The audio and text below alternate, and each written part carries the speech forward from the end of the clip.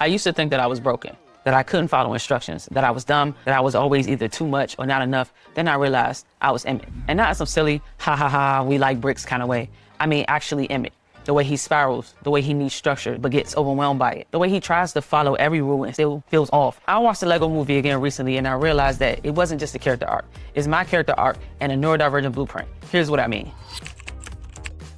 Emmett is introduced as the guy who always follows instructions. That's literally his identity. His whole world is built around order, routines, and doing things the right way. But it doesn't make him happy, it doesn't make him connected, and it sure as hell doesn't make him feel real. So many of us that are neurodivergent learn to survive by following the social instruction manual. We try to at least. There's a lot implied that we don't know, don't get, or don't like. We mask, we mimic, we memorize, we're hyperliteral, or we're overly agreeable. We script interactions in our heads like we're rehearsing for a play that we were never actually cast in. And even when we do it perfectly, it still doesn't work.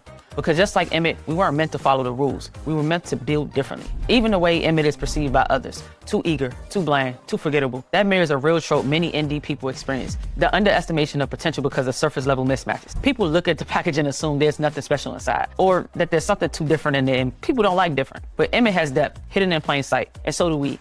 His difference is what made him the special, similarly to how our special interests usually make us experts in a particular field of knowledge.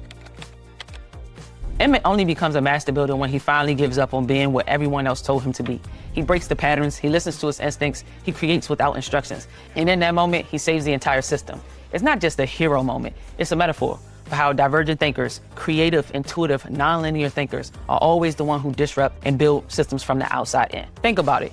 The entire Lego world is at risk because everyone is locked into sameness, into predictability, into fear of doing it wrong. But Emmett, the chaotic, awkward, underestimated Emmett, is the one who reimagines the system. He didn't do it by overpowering it, he did it by rebuilding it from the margins. His power isn't that he becomes more like others, it's that he accepts the way that he was built. If this is hitting something deep for you, or you ever felt like Emmett in a world full of Batmans and wild styles, I want you to know you're not alone. The BlockTheory Discord is full of neurodivergent creatives, deep thinkers, and cozy builders just like you. People who are trying to figure out what their version of being a master builder looks like. Come join the crew, links in the description.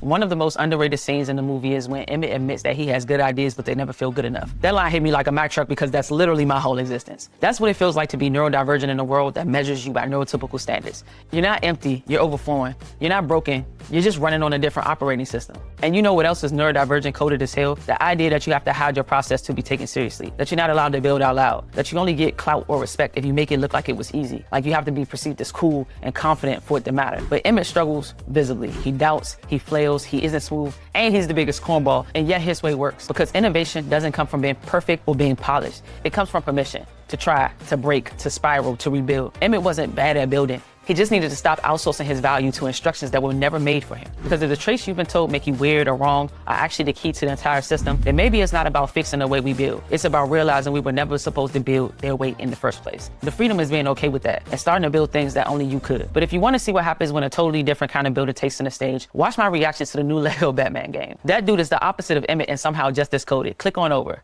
We're not done building yet. Bruce Wayne? Who's that? Sounds like a cool guy.